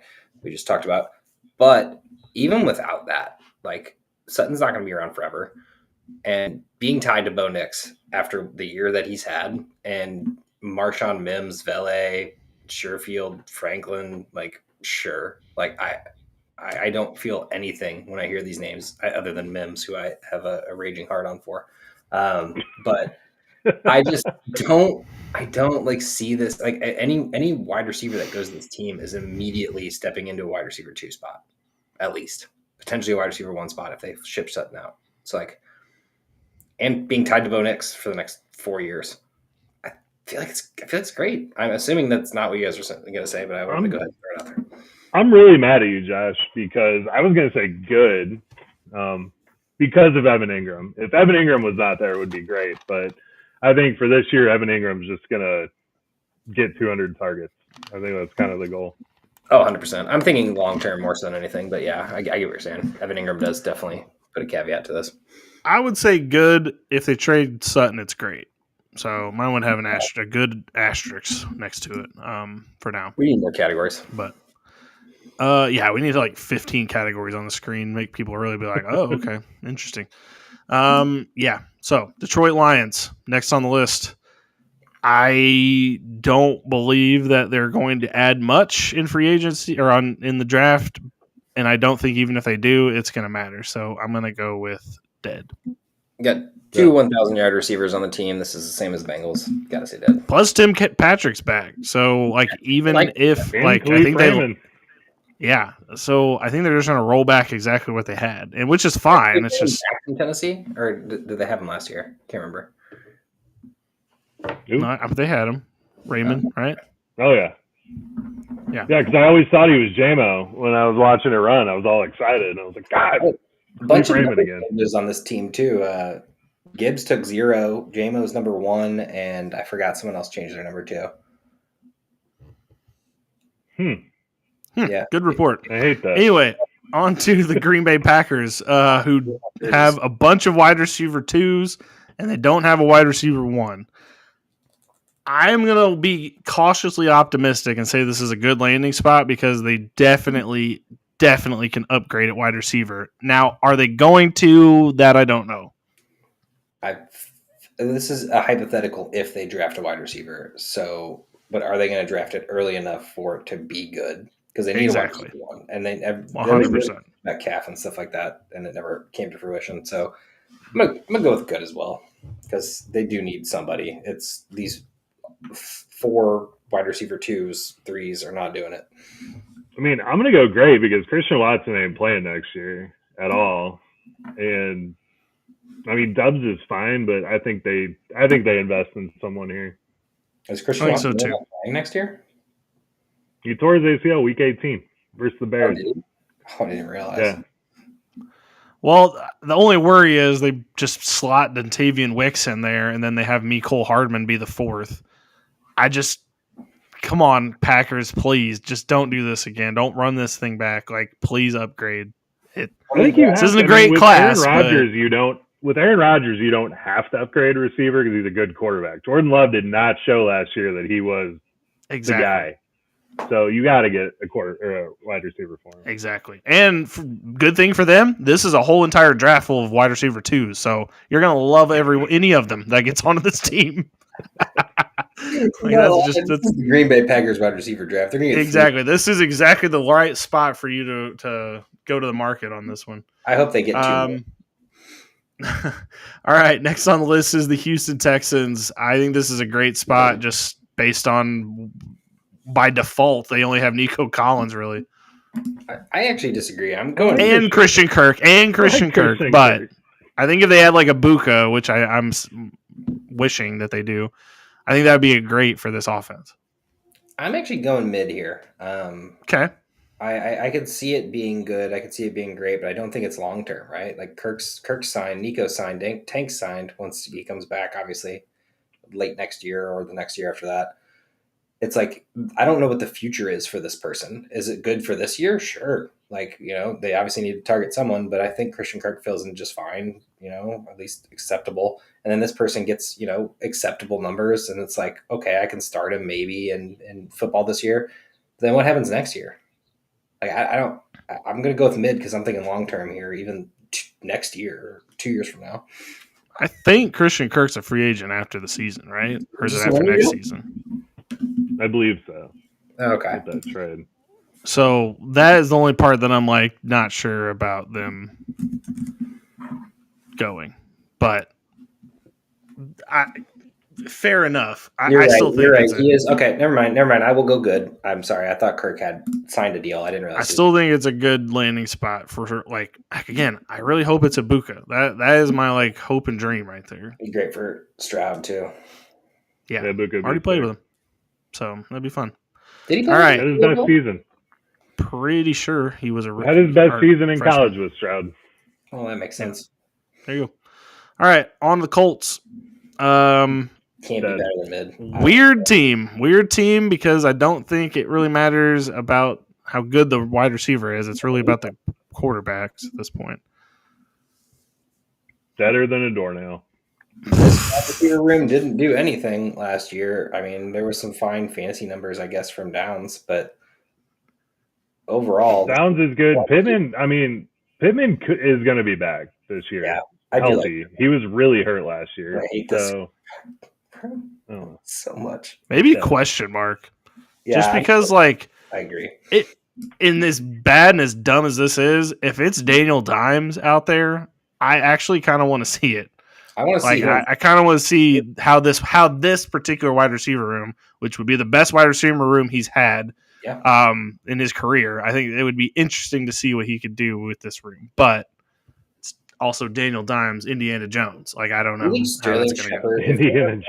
Let's say Daniel Jones wins this job and is actually a decent quarterback on this team. Do you think Sterling Shepard or Slayton comes over here next year? Just because he played. I mean, just for old time's sake, that'd be funny. That's their Lazard. They just gave Slayton so much money for no reason. They gave him Saquon's also contract. likes hanging out with Baker, so I feel like he wouldn't leave. All right, let's move on. Jacksonville Jaguars. This is obviously a great landing spot. Like Brian Thomas Jr. is number 1, but they have De'Ami Brown and Parker Washington as the 2 and 3 on the team. That can't work. That is not going to work. And they also got rid of their favorite tight end and replaced him with Brenton Strange. They got Brian. Honestly, I'm actually worried about Brian Thomas this next year. Well, yeah, because they're people you can triple team him, and then you got a bunch of third graders out there running around other than that. Because De'Ami Brown's catching one ball a game, and that'll be it for that. And then Parker Washington You know, he's gonna have one huge game, and everyone's gonna rush to pick him up, and then it's You never have Gabe again. Davis, dude. He's a Mike Evans clone. Yeah, but he do didn't have do Gabe anything. Davis. That is true. I keep forgetting about that, but this is a great landing spot. Like Yeah. they needed 2, and this is literally one of the only spots where they could use it. All right, on to our favorite team to talk about when it comes to wide receivers, even though it never pans out, the Kansas City Chiefs. And Josh did the correct thing, put them in question mark almost immediately because literally it would be awesome if they added a wide receiver. But they have Rashee Rice, they have Hollywood Brown, they have Xavier Worthy. But yeah, you can still kind of see them drafting somebody at the same time. Well, they're probably going to. They lost Justin Watson. They lost DeAndre Hopkins. I mean, well, they got Sky Moore and Justin Ross and Juju Smith-Schuster. They got Tyquan Thornton. Tyquan Thornton. That's a blast from the past. Sadly, another Baylor wide receiver that hasn't panned out, by the way. Tyquan Thornton. Anyway, what were we talking about? The Chiefs. Yeah, question mark because until they prove otherwise, we can't do this with them. Yeah. Although, a bunch of legal troubles coming to some people on this team, so that is also a wild card question mark situation there. So yeah, a lot of reasons to be in question mark. It's like fucking Groundhog's Day with the Chiefs, man. Yeah, it is. It's funny that you mentioned Groundhog Day, Joe, because the next team we're talking about is the LA Chargers, who brought back Mike Williams out of nowhere, and now they're just running back almost the same team they had 2 years ago at wide receiver, other than the addition of Ladd McConkey. I don't know what to make of this. I say mid. Mid's probably good. Mid's I don't see them reaching for one, but they're going to add one. I mean, Ladd was a second-round pick. Quentin Johnson was a first-round pick. Are they going to invest in another receiver that high? I don't know. No, I don't. I think they do it in the third or later, but I think this person has a chance because QJ's unproven. Mike Williams might be over the hill at this point or never deserve to be in the league if you're Joe. Never. He is a value right now. I think this would be a good Trey Harris spot because he's a better version of Mike Williams. But honestly, he could take over perfectly for Josh Palmer. I mean, maybe a more productive Josh Palmer, but one nonetheless. I can honestly see them going and getting a wide receiver, though. And I think they do. I just don't know when. And I don't know what Brendan Rice is still. Like, they still got some people. Jalen Reagor, too, was a good signing for them. So, still a run first team in my book. But we'll see what they end up doing. All right, on to the LA Rams. They have Puka, Devontae, and Tutu Atwell, who they actually signed back for a decent contract that makes no sense to me, but I mean, I guess to somebody it made sense. And Whittington had pretty good couple games. Yeah, too. I wish they would have brought back DeMarcus Robinson. That would make me say this was dead, but with that not being him not being there, I'd probably go mid. And my guy Quintez Cephas, I'm gonna go mid as well because someone is gonna have to take over for Adams in the future, and this could be a draft where they stack one behind and could pop off later. This is probably a 4th round dynasty pick, 5th round Rams pick, but yeah, I think it's one of those like late picks that turns out to be a good player later. Rams receivers have not been the epitome of health lately. So. No, they really haven't. It's mid. So that's also kind of a good thing. Oh God. Okay. Raiders next team. Great. Next team on the list is the Las Vegas Raiders. It has to be great because they only have Jacoby Myers and Trey Tucker. The rest of the people on this list, other than Christian Wilkerson, because we know that he went to SEMO, other than him, I've literally never heard of these people before in my life. I never even heard of Christian Wilkerson. Ramel Keaton, Alex Bachman, Tyreek McAllister. They have Kyle Phillips. Okay, well, I've heard of him, but not for good reasons. Jeff Foreman, it's good now. Shedrick Jackson.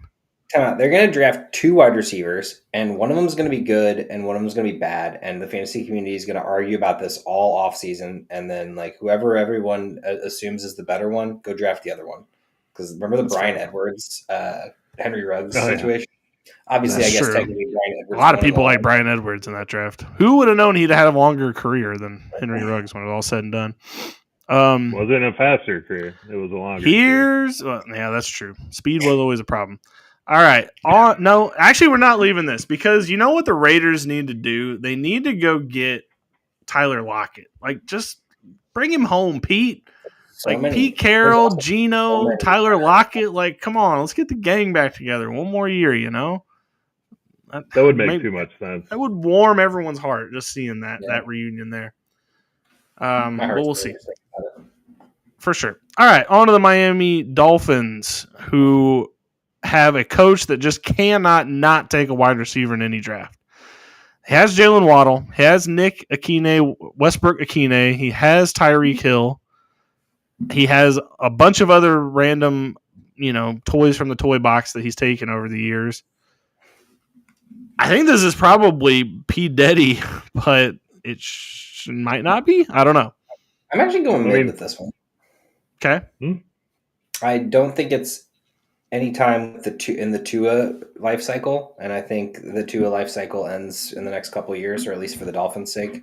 I don't think this experiment worked. Like the Tyreek Hill Tua connection that we saw for a couple of years was super cool and fun, and Tua got 3 concussions, and Tyreek's starting to be Tyreek and piss off everyone in the locker rooms. He's leaving, he's not leaving. I think Tyreek gets traded this year. Even if he doesn't, I mean, he leaves after this year probably. Waddle, I thought was good, and then I don't know what happened to Waddle, and it's not just because Tyreek's out there, because when Tyreek's not out there, he still looks terrible. I think a wide receiver can be good on this team. So I'm going to go with good, or maybe mid, just because a lot of variables. Question mark would be okay too, but I'm going to go. I still believe in the Washington Bros, and Jonnu's a stud. So I don't know. Tyreek did have some legal troubles today, so maybe it is mid. No charges that we know of. Long haul. So maybe mid, even though I don't know. There's maybe probably more question mark. We can go question mark. I'm good with that. I just want to say I'm on mid because it's the long game, but I think there's something here. Should be dead, but there is a lot of question marks. Okay, on to the Minnesota Vikings. I think it's dead as well. I even like Naylor as the 3. Like he's pretty solid at times. I like Rondale Moore as the 3. Naylor can sit at 4. Yeah, Rondale Moore. I forgot about that. I mean, 4 potentially. I don't know. I just don't. This is not where they need to be focused on the draft as wide receiver. No. We'll revisit that in 3 weeks and see how we feel about it, though. All right, on to the New England Patriots, who is a great landing spot despite signing Stephon Diggs to an insane contract that he's clearly not going to be healthy for most of. I don't know why they did that. They had to go get a veteran, though. Like, you have to go get a veteran. They had to pay somebody. It just... Well, even that. You don't have to... It's not even about paying. It's more just about... Should have got T. Higgins. Get someone in the veteran market, and then go get some rookies. Because this team... I like the wide receivers on this team, but Booty, Douglas, Bourne... Never really hit. Jalen Polk, that was a super hype. No. I like Douglas for a very specific set of skills, like Liam Neeson, but not to be like the wide receiver 1 on the team. Probably not even the 2, just maybe like a flex play. Has anyone heard from all the Javon Baker hype men at all? They're like a cult. They meet in secret with robes on. Now they do. Yeah, they used to do it publicly. Now it's more. They used to do it in public. Now they have to go in random weird alleyways. Yeah, last year in June, they took to the streets, man. They did. They were out there in force, but been pretty quiet after the season. All right, on to the Saints. They brought Brandon Cooks home, injury prone. They have our guy Chris Olave, extremely injury prone. I think we got torn and Rashid Shaheed, who he is literally Icarus. He is flying too close to the sun on most of these runs. I actually secretly low-key think this is a great landing spot, for a wide receiver. I really do, because it feels like any of these guys, maybe not Shaheed, but the other 2 are one hit away from being done. Done forever. There's also rumors about Olave getting traded too. Yeah. Well, if you take Olave, you are way more risk. If Tua didn't have his very high-profile concussion thing, we would be on Chris Olave's ass about why is he not thinking about retiring after the next hit. So I don't know. I think this is a great landing spot, though. They definitely need to rebuild. I don't think they're going to take one high because there's other things they need to address, but I do think whoever gets drafted here, we should at least consider. 100%. I'd say at least mid, good. Maybe not great then. Maybe good. Yeah. I'd say great. We can go great. I mean, I definitely think that will be looking into whoever ends up here. I think this would be a phenomenal Tet spot. I could see him taking him in the first too, because Tet would be solid here. That you're not wrong about that, Joe. I mean, they can draft any position at this point. This team just needs an overhaul. They're going to go best available. They really do. All right, on to the Giants. Potential Travis Hunter home with the Giants. I don't really know. You know, they have Malik there. We all know. They have Slayton there. We all know. We all know Wan'Dale Robinson's there. And they all have them signed. So whoever they do take would have to be pretty darn good. But if they draft Travis Hunter, he's got to be out on that field somehow. So I would think maybe that would be good, with the caveat that it's Travis Hunter. And if it's not Travis Hunter, then it's probably mid to question mark. Yeah. I mean, don't get me wrong. I like Wan'Dale. He's fine. But, like, there is really no number 2 on this team other than him. So even if it's not Travis Hunter, I think it can still be good. Mid at best. I would say mid. Because, I mean, Slayton's not a high volume dude. Malik Neighbors is that guy. But they don't really have tight end. I know we like Theo, but I'd say good. You see it first. Mid or good. You see it first. I'm going to go with mid. Okay, mid it is. All right, next team on the list, the New York Jets. They have Garrett Wilson available. They have Allen Lazard still for the time being. A little confused why he's still there. It's kind of like the guy that won't leave the party after it's clearly over. Kind of just hanging around. It's getting awkward. The lights are on, and we're like, hey, dude, we're heading to bed soon. He's like, all right, I'm still going to hang out on the couch for a while. It's like, okay. Literally Jordan Clayfer, which is a very, very bizarre small reference that not many people would get. But kind of like that for Allen Lazard. But for this landing spot, I think it's good. I'm actually on the train of great because there's so much turmoil and change here. Never mind. Justin Fields is still throwing the ball this year. I don't think I can go as high as great. Yeah, I mean, TJ Moore was a fantastic wide receiver with Justin Fields, but he was the only wide receiver with Justin Fields. So that's true. Say mid. There's opportunity. I'm on the good train. Where you at, Bill? I'm on the good train too. Just can't believe I made a Jordan Clayfer reference. It's just only like 3 people know what that means. All right, on to the Eagles. Josh, you can take this one. I don't think you can go higher than mid, but I think that there's still potential here. There is no number 3 here, and there's rumors of Goddard being traded. Calcaterra can serve a role, but unless they replace that tight end position, there's still going to be some targets left over. And I think that third person, if drafted potentially, I don't know how they feel about Dotson. I think there's at least mid potential for this. I'd almost say good. I mean, because we know how he always drafts for the future. So that is true. Whoever, if they do invest highly in someone, I mean, we heard AJ Brown trade rumors. We didn't believe them, but they were out there. We got both those guys locked up for a while, but I don't mind it. It's a 2-3 year window. I mean, this person could be drafted and be the replacement to one of these people at some point. I mean, especially if there is issues off the field or on the field. I can't imagine there's going to be a whole lot of issues at this point, but maybe there still will be, or at least people will rumor about them and stir. Because every week there was always something about the Eagles. So they're just like, oh, that Sirianni, they don't like him. And AJ Brown's mad. And Jalen Hurts and AJ Brown don't talk and blah, blah, blah.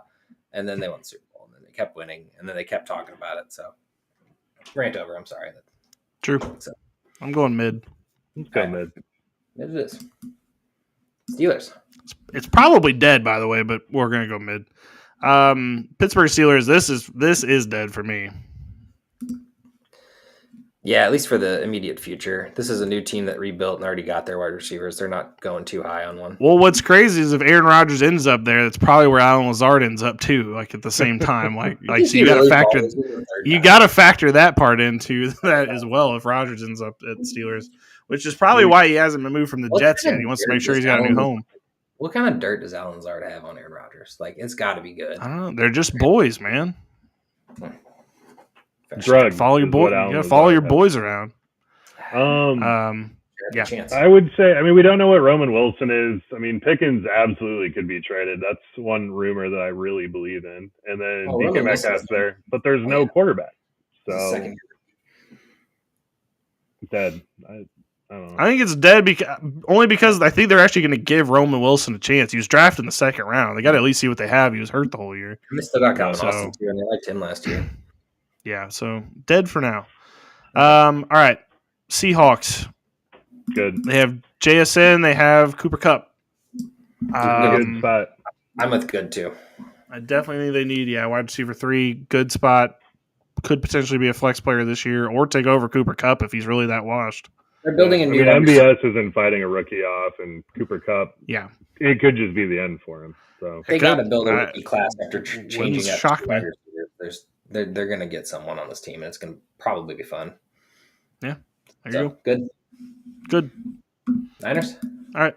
Niners. Brandon Ayuk still there. They got rid of Debo, so that did free up some targets, but they have Jawan Jennings, Greg Kittle. Wow, we're getting too long in this. George Kittle. Feeling like Josh. All these name mishaps. Never. I do think there's a chance they could trade Ayuk. I mean, those rumbles have been pretty loud. I mean, quieter now, but they have been pretty loud at sometimes. So maybe mid or question mark. I don't know. I can't say better than mid. I think they're adding one, but I think they like their lineup too. They wouldn't have shipped Debo. Well, they still have Pearsall, which they took in the first round last year. We don't exactly know what we have there. Dude, Pearsall looks fun. He looks fun. He has had some really good plays. It hasn't been consistent, but there's been some splashes there. I like it. I can't go higher than mid. Still can't believe he was taken in the first round, by the way, but here we are. Mid, questionable. Go mid. Mid it is. All right, on to the Tampa Bay Buccaneers. Mike Evans, still there. Chris Godwin, still there. My boy, Jalen McMillan, still there.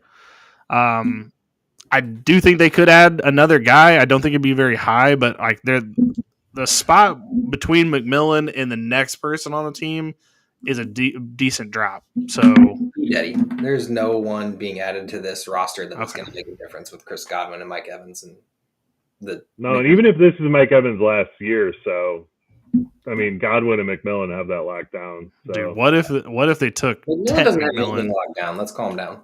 To add with Jalen McMillan. McMillan caught some touchdowns at the end of the year. Couple of McMillans cutting it up. 2 McMillans. I like McMillan. Yeah, I think he's fine. Ted and Jalen, both. No one's getting past both of them. All right. We already went. All right, on to the Tennessee Titans. Great landing spot. They need a wide receiver 1. They're drafting a quarterback. They're going to invest in a wide receiver. I do think Ridley gets his opportunity, but they lost the best wide receiver on the team in Westbrook Akine. So I guess, they do probably add one. You guys are attacking Calvin Ridley for like no reason. They're drafting a wide receiver because Treylon Burks and Van Jefferson are the number 2 and 3. That's sad to see, but that's it. I also think Calvin Ridley is probably a better 2 at this stage in his career than he is a 1, but he is awesome, and I do expect it's a great landing spot because they're going to get the number 1 pick in the draft, Cam Ward, and he's going to hopefully elevate the whole team. I'm super excited. I really hope Cam Ward's good just because I've never been to a Titans game, and I always wanted to go, but every time I'm just like, their team's so depressing. Yeah. Except for Derrick Henry. Now it won't be. All right, great. Yep. Last team on the list is the Washington Commanders. I am not going to lie. I still think this is a good landing spot for a wide receiver, even with adding Debo into the mix. Tied to Jaden Daniels is always good. So I'd say. Plus, I think that even though they got Debo, they still need to add another piece there because, we need to, raise all the boats kind of situation. And if you have him there, you're at least going to need another one. Debo's that good. To hold off a 2, I mean, for 1 year potentially, but they already invested in their number 2. Now they have Terry McLaurin, and then they went and got Debo. I just don't see them at least drafting highly. I mean, I'm sure will they add a wide receiver to the room? I'm sure they will. I just don't think it'll be an early one. Honestly, I think it could be second, third round. I definitely think that. I think it's hard to say mid or less, but how about this? I got a fireball bet that I hadn't even thought of until right now. Yeah. I bet that the Washington Commanders take a wide receiver in this draft before they take a running back. Okay, I'll take that bet. Okay, Yeah, it's interesting. It's definitely an interesting bet because that could be a live on the air as well for the draft. So potentially, yeah. If the grabs wide first receiver round, that would be really surprising. But I hope they I mean, it get could traded happen. out. It could happen either way, like either running back or wide receiver in the first. Either of those could happen. Definitely 3 running backs are going in the first. I just don't know where that third one goes. Yeah, there's a couple I different. want Savion suspects. Williams to go to the Commanders. That would be cool. Of course you do. Yeah, you and your randoms. I love my randoms, buddy. I love them. Okay, All right, this is a long podcast, but man, good to be back. Yep, my wife won the over. My wife won the over/under bet for this one. So, oh well. We were doing 2-tier lists. We had to assume this was going longer than an hour and a half. But Thank you for everyone out there that listened. Reminders: the day of the draft, we will be doing a live show. We've done a watch party every year. I don't spoil picks anymore. That used to be what we did. Those two would sit there and watch the TV, and then I would spoil the picks because Adam Schefter puts them on Twitter. But we stopped that last year. To be fair, I'm always streaming it on I don't know, whatever site I got going on here, and it's just like laggy as it is because I'll be talking on the phone during football season, and I'll be watching it on whatever Prime or whatever's on. And I'll be talking to someone and they'll be like, "Oh, touchdown!" And I'm like, "All right, dude. Well, I have to immediately get off the phone now because I'm like way behind." No. But it's a lot of fun. We have some drinks, we have some laughs. We kind of give some immediate, instant react takes, which is a lot of fun. I know. I don't know. We just have fun doing this draft live show. I still love the AJ Brown trade and how I wasn't even paying attention to the pod. And you're like, "Guy, gosh." Yeah, good times. I mean, we could definitely have a draft day trade happen this year. There's plenty of candidates. I think that was when players on the move. Lions got Hutchinson and JMO in the first round. And I was like, dude, Dad, the Lions are doing something. And I was right. I think that's why you called your dad. I'm pretty sure that's what you called him. I'm pretty sure after the JMO trade. Mm-hmm. And then, the AJ thing happened right after that. It's beautiful.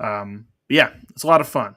So, Joe, do we need to give some outro ads here? I'm not sure. I can't remember how you did this. Go buy our shit. Good night.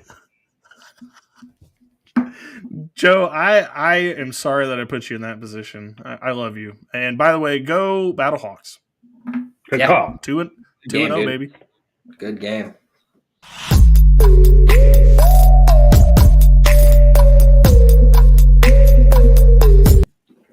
Thank you for watching the IDP Plus YouTube network. If you enjoyed this video, give it a thumbs up and don't forget to subscribe to our channel.